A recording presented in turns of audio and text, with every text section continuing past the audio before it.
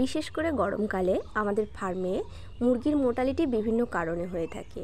বিশেষ করে দেখবেন রাতের দিকে অনেক সময় দু একটা মুরগি মোর্টালিটি হয়ে পড়ে থাকে। তাছাড়াও হঠাৎ করে মুরগি পা তুলে উপরের দিকে তারপর মারা যায়।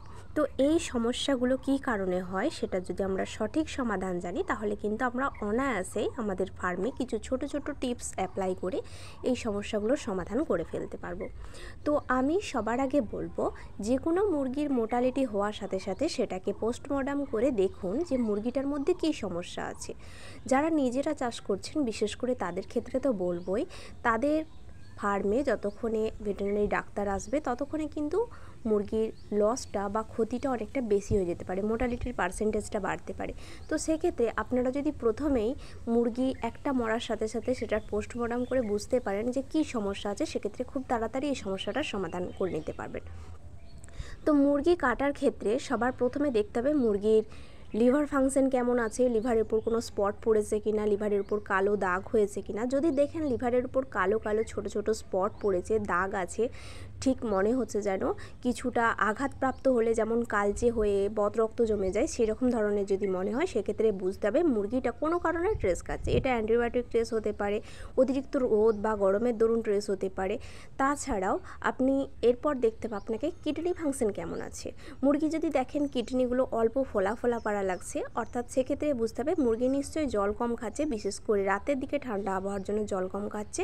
আর এর ফলে মুরগির লিভারের সমস্যার সাথে সাথে কিডনি ইনফেকশনটাও আস্তে আস্তে আসছে। তো এর জন্য অবশ্যই করে মুরগিকে জল খাওয়ানোর জন্য দুপুরের দিকে অবশ্যই চিনি জল, রাতের দিকে ভিনিগার, এগুলো অ্যাপ্লাই করতে হবে। এছাড়াও মুরগির নাড়িটাকে কেটে দেখতে হবে নাড়ির গায়ে ছোট ছোট স্পট বা ছোট ছোট লাল লাল স্পট হচ্ছে কিনা। সেক্ষেত্রে যদি দেখেন যে মুরগিটার নাড়ির গায়ে ছোট ছোট লাল লাল স্পট হচ্ছে, সেক্ষেত্রে বুঝতে হবে ফার্মের মধ্যে গ্যাস হচ্ছে, যে কারণে মুরগিটার অ্যাসাইটিসের সমস্যা আছে বা মুরগিটার কক্সি আসতে চলেছে, তো যে কারণে এই সমস্যাগুলো হচ্ছে।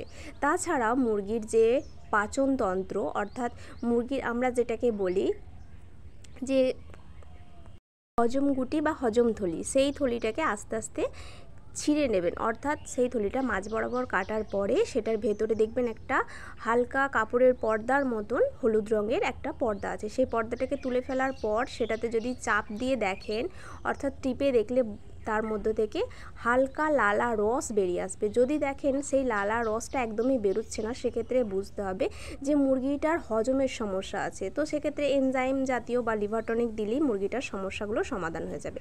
এছাড়াও বলি আপনাদেরকে সবার প্রথমে দেখতে হবে, অনেক সময় আমরা ভাবি অতিরিক্ত গরমের জন্য মুরগির হিটস্ট্রোক হচ্ছে। হিটস্ট্রোকের ক্ষেত্রে কিছু কিছু লক্ষণ আছে, যেমন ধরুন মুরগিটার পুরো বডিটা কিন্তু অতিরিক্ত গরম খাওয়ার কারণে লালচে হয়ে যাবে,